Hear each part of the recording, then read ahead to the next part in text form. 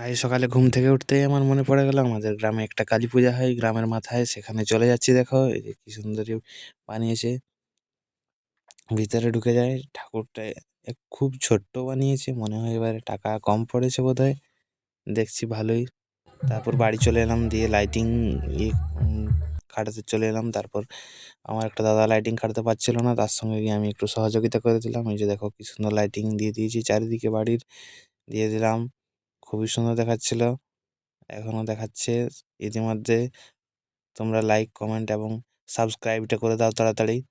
তারপর আমাদের গরু একটা আনতে চলে গেলাম, কারণ বাড়িতে গরু না থাকায় একটা গরু বানাতে দিয়েছিলাম মাটির, সেটা বানিয়ে দিয়েছে। খুব সুন্দরই বানিয়েছে, অক্লান্ত পরিশ্রমের পর বানিয়েছে। তারপর রাত্রে বাড়ি চলে আসার পর দেখলাম আমাদের সম্প্রদায়ে গরু জাগাতে রাত্রে বেরিয়ে যায়, সেই সময় সেদিন বেরিয়ে গেলাম রাত্রে।